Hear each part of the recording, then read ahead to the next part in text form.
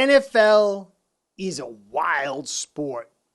Injuries play a major, major component, unlike any other sport, because there's so many injuries and you really can't tell a lot of times how a player is going to perform the following week after an injury, and it's touch and go all weekend. You just really never know.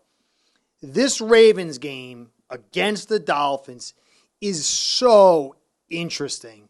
And now the vast amount of injuries that both teams have, some surprises on both sides, really makes this a tough game to figure out how it's going to go, and also how this is going to play out and where each team is going to be able to compensate with all these injuries. Because one of these two teams, the replacements, the backups, the injured players are going to rise to the occasion. And it's going to be very, very, very interesting to see how that plays out. Now, I don't think a lot of people are talking, right now we heard Fitzpatrick saying this, and this, along with Peyton about Tua. And I had Tommy from Mafia Sports Report contact me. Well, do you hear this? What was being said about Tua?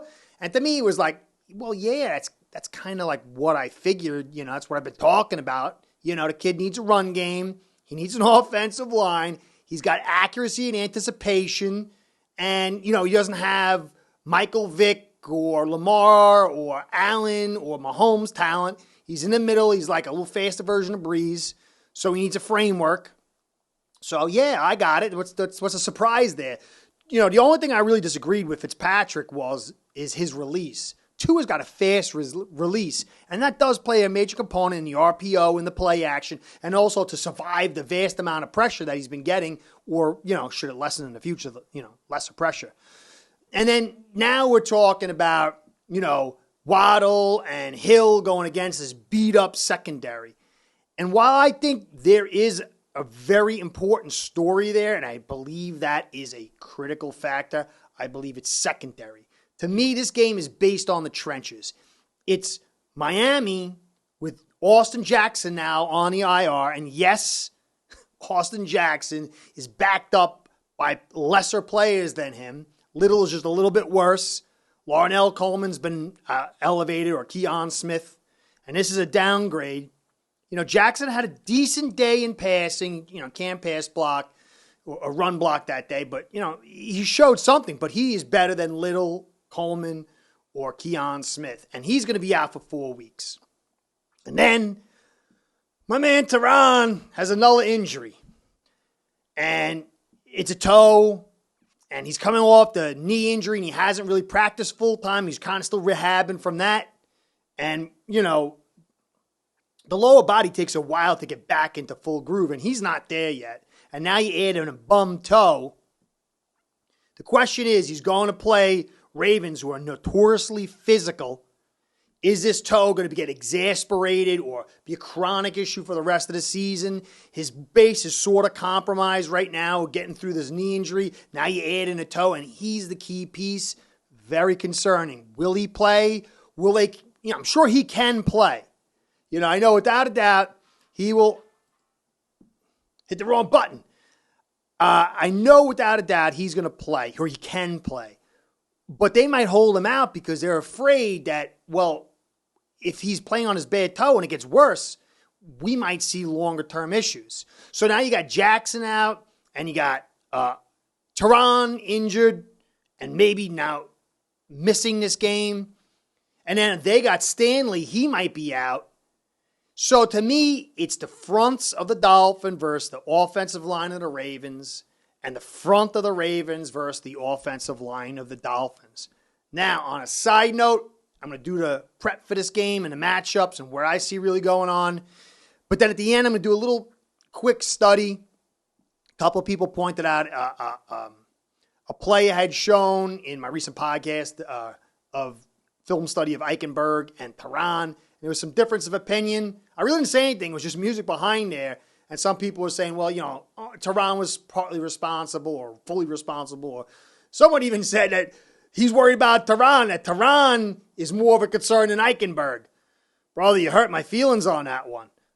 I don't think I know everything, but I feel pretty good that Tehran is not to be nearly as worried about as Eichenberg, except for the injury part. But it'll be interesting to see. We'll get a good gauge this week, and then I'll go over that play because you made some good points, and another person made some good points. So I'm going to go through my line of thinking, what I saw. I'll be interested to hear your comments. You know, I don't always think I got everything right, so I'll be interested for that. So that'll be the tail end. Before I do all that stuff, I want to give a shout out to you guys for stopping by. Even when you give me comments that hurt my heart, when you talk about my man Tehran, when you tell me I'm wrong about something, I appreciate that because you're investing. You know, you're giving me something of yourself, and that matters to me. And I believe in that dialogue. And oddly enough, I enjoy when people say things that are contrary in a nice way, respectful way, which all these comments, these contrary comments were. So I appreciate everything you guys do. The likes, the subscribes, the views, especially the comments. I want to give you guys a shout out. But I also want to give a shout out to Ace Per Head, my sponsor, because without them, Curtis and this show do not continue. Ace Per Head's betting software is the premier white label platform for bookies to manage their players and grow their sportsbook operation. Click the link in the description below to get set up in minutes. Ask for the Curtis promo and get a special introductory discount. All right. So, Fuller, he's out. He's done for the season. Humphreys, he's questionable. Brandon Stevens, questionable. Marcus Peters, he's coming back from his injury. He's questionable. That's a lot of corners. Those are basically all your starting cornerbacks. They're on bum wheels. They got injury issues. And when you see Hill and Waddle and Wilson, this is a scary prospect. And immediately you would say, whoa, man, this is a mismatch, and this is going to be where the game's going to be won or lost.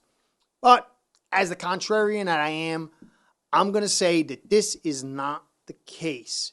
Now, it could be if the primary pieces succeed, then yes, this part of the offense, Dolphins offense versus the Ravens defense, is going to be where the game's blown open and the Dolphins are going to take their lead. But, I'm always going to bring it back to the trenches.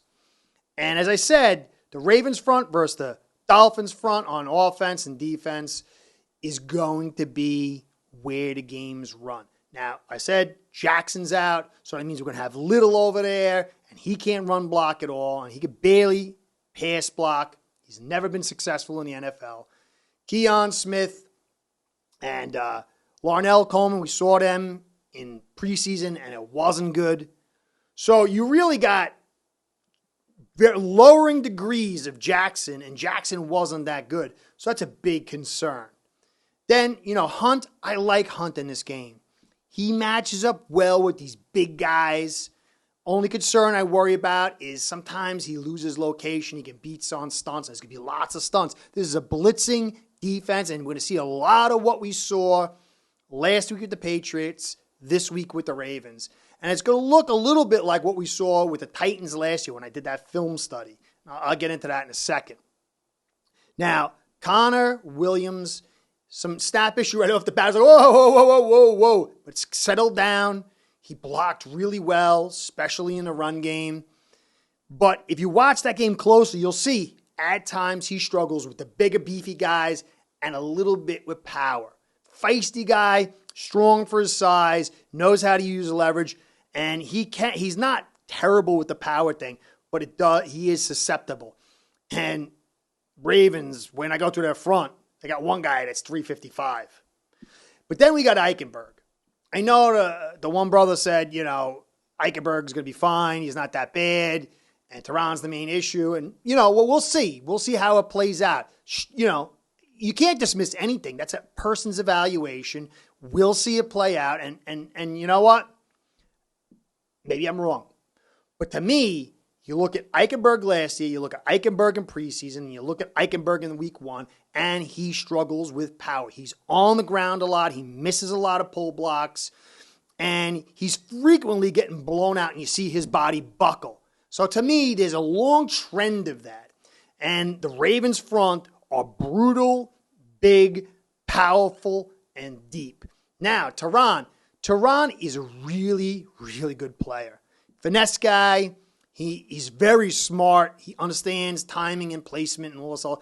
But you could see last week, he was not as good as he was in previous years. He's coming off the injury. He hasn't practiced. So he's not as is the floor of Tehran. Now, he also has this toe. And so you're going to have a guy that's a base is compromised who's not naturally strong. I mean, he's got a good upper body. You look at his upper body, but his lower body is kind of like a dad bod type thing. Sorry, Tehran, man, but I got to evaluate fair. And so he lacks a little bit of power, which is fine. But then Eichenberg lacks tons of power. And then you got Connor, who's, somewhat susceptible. But then you got Hunt, who's pretty good with power and speed. I really like that guy. And then you got a lot of susceptibility with Little, Coleman, and Smith. And so the front of this Dolphins offensive line is very flimsy when it comes to power. Now, if you look at their front, Broderick Washington Jr., big guy, super talented, okay? You got Justin Matabuke, and he is getting into his third season, and he had a phenomenal week last week, and he is a beast. Then you got old man Calais Campbell, who's going to rise. He had a sort of a slow week, but he's a vet. But that's another vast talent, 6'8", which is going to make it tough on Tua with that power in front of him. And then you got Michael Pierce, hold on, let me explain this to you. 6 foot 355. The leverage this guy demands is mind-blowing. He's going to probably play right over Connor, which is going to be not good for Connor. Or he could play over in that one tech right over Eichenberg and in between Eichenberg and Connor, and he'll be able to demand both of them, and he's probably going to beat them more often than not. And that's going to create a ripple effect across this line of scrimmage. Or you just, like I said, play straight over Connor and just boom. Along with the rest of them, you got Justin Houston, and Oweh's pretty good, but he's added. But there's a lot of guys on this front. And I didn't even add Brent Urban, who's just like, he's an okay player. They got rotation and power. And if you looked at this week with the Patriots, they had issues in their secondary. Really good group of safeties. 4 deep. Some weaknesses on the edge. I like Mills. And so they got a little bit of edge in the talent of the Ravens because Ravens are limping and they don't have the same kind of talent. They have some. If you look at their secondary, Marcus Williams, a safety. He didn't have a great game, but he's been very good for a long time. Chuck Clark, he had a good game. He's pretty good. He's been pretty good for a while. And then Kyle Hamilton, the rookie. He's kind of like a Duggar type. 6 foot, 6'4", 221. He's going to play that nickel look. And this is what the question I have for Fin fans. Okay, we're going to run 3 wide, blow the doors off this team. And if we don't do it, it's Tua's fault. Why didn't we see that last week? Because McDaniel understands that pressure is going to come hard, fast, and heavy. And we don't have the horses to block. So he plays teacup, he plays 12 personnel, and he does a lot of motion to try to break things open, to run, to get teams out of the nickel look that he expects to see. We saw this with the Titans. The difference between the Titans and the Patriots game is they both showed up nickel all day. We couldn't run either one out of the nickel. But we had a rainy, windy game with the Titans. They had a better run game and a better passing game and a more mobile quarterback than the Patriots did, and the Patriots were exceedingly sloppy. But these games you could mirror up.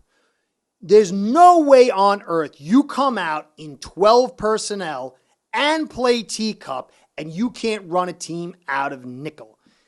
Even if you have great receivers like Waddle and Hill, if you can't put them in situations where they're compromised in their base, the 4-3, 3-4, you run into problems because you get off schedule. And then you can't go to 3 wide receivers because you got to keep everybody in to block because you can't block. And even if you have 2 great wide receivers and teams are sitting in their nickel and they're running like combo zones, they're doing crisscross zones, causing the quarterback to delay to process, and you're playing over, and you know the down situation, you play over and under, and you're containing things. That pressure is going to get there. There's going to be sacks. There's going to be problems. You saw a couple times the blitz would come through on a run play and you'd fall really behind, and now you're in 3rd and long on your passing game, and you still got to play your teacup. And if you come out in 3-4 wides, they're still playing over you, and they just got everybody bunched up, and they get a free blitz, and then they force the ball out quickly. So if you can't run a team out of their nickel, get them out of sorts, if you can't play 3 wides without, getting destroyed, it doesn't matter how much receiving your talent you have. Now, for the Ravens side, they are really beat up.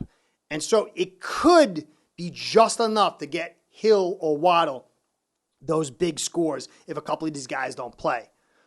But it's still going to come down to this front. But I personally believe this game is going to be a patience game. It's going to be a game where Tua is going to have to take care of the ball. We're going to have to wait for a big break of a play, or maybe for this team to expose itself like it did last year with a couple of stupid coverage breakdowns, and you get the touchdowns. But you're going to have to play smart throughout. And the defense, our defense, much like this week, is going, and when we played the Ravens last year, is going to have to come up big. Now, to me, Phillips had a very poor game, but this is the game for him. This is the game where Phillips can make a difference, make that big play. No one can get to Lamar as quick as Phillips. I like Van Ginkel in the pass rush, a little too slow. Ingram doesn't have the same chops in a pass game anymore. Flowers, I kind of like him in the stunts, but I'm not sure how many stunts we're really going to do. And Agba I like Agba a lot, and I think he's going to play a part, but you're going to need that quick pass rush. And Phillips, he's going to have to play some rundowns. He's going to also have to be able to, these ends, he's going to be able to blow past and get that rip and dip going and that speed win. I think he's going to. But he's also going to have to play a little contain. So he's going to have to be a little physical in that rip and dip. It's not going to be a quick blow by, or else there's going to be that big gap, and then Lamar's going to break through. And I don't really like, Howard. I don't know how he's going to commit to stopping the run. Edwards, Robert Edwards, I don't know. I don't like him chasing after Lamar. Baker, I kind of do, but he gets caught up in the wash a lot. I like Brandon Jones a lot. Him coming up to that line of scrimmage and doing those delayed blitz.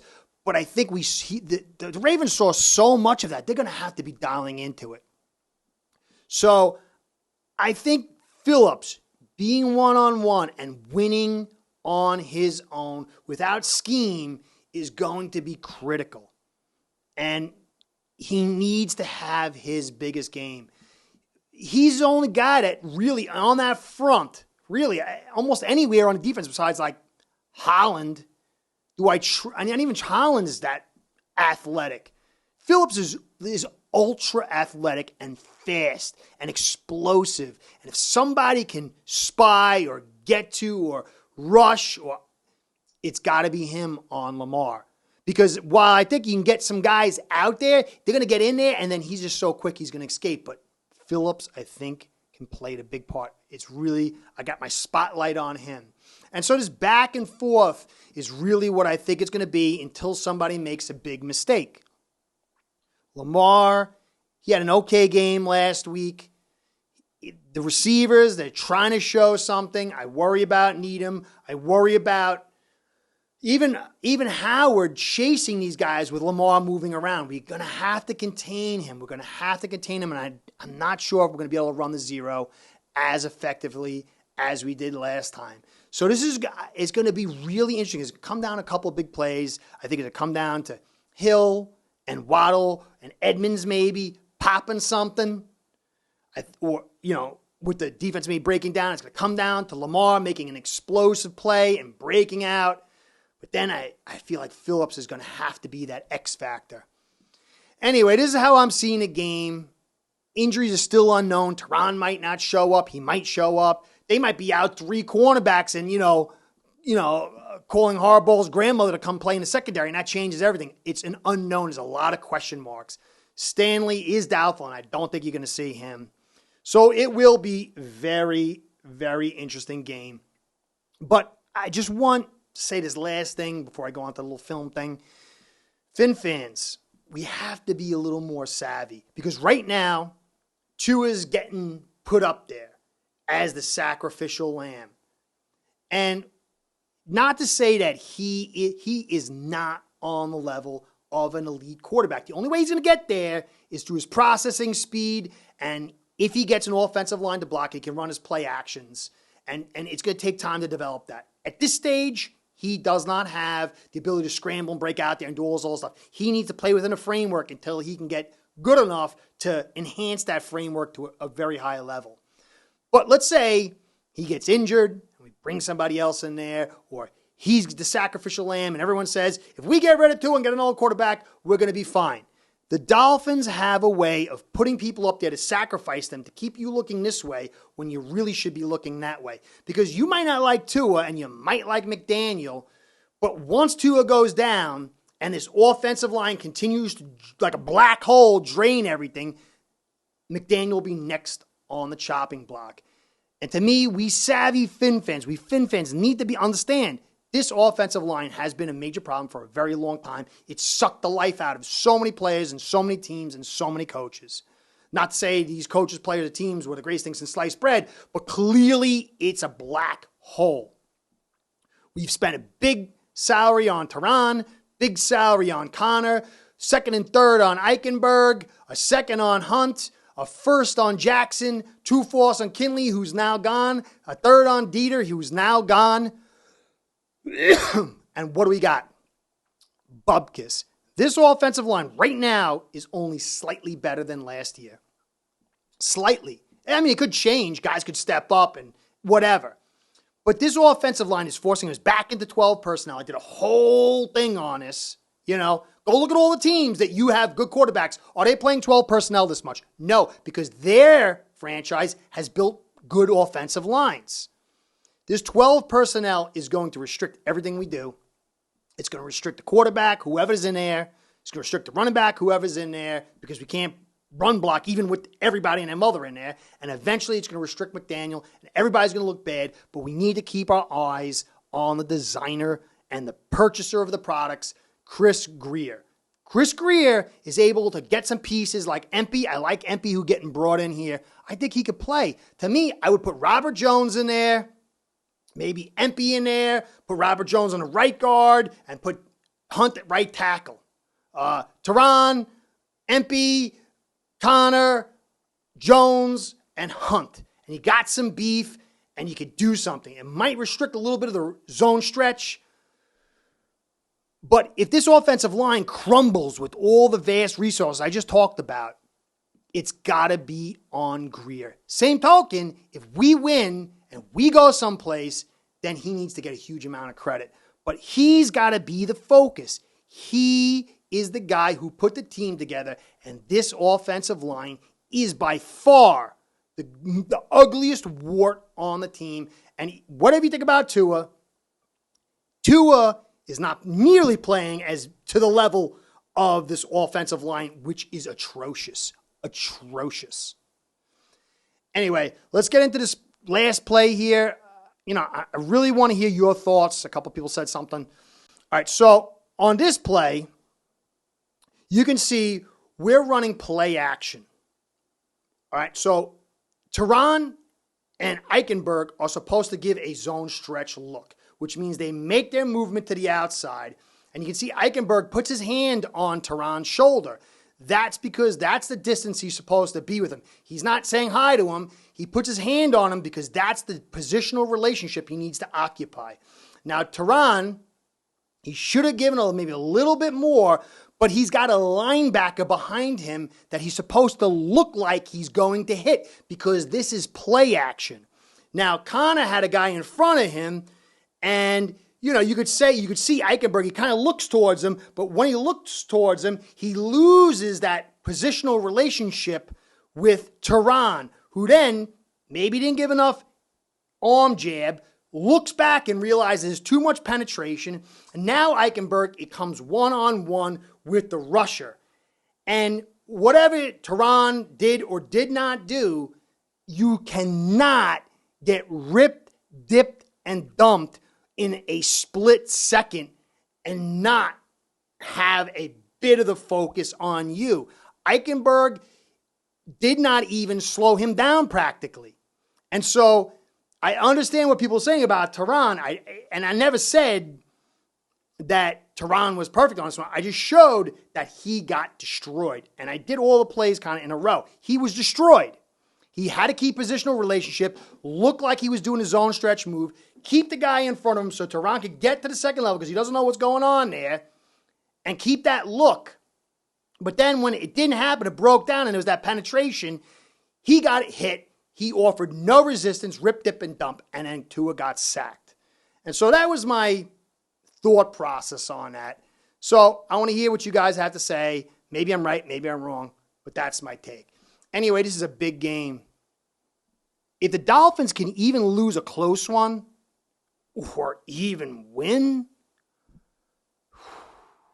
the credit that McDaniel and this team deserves is sky high. I don't know if we can do it.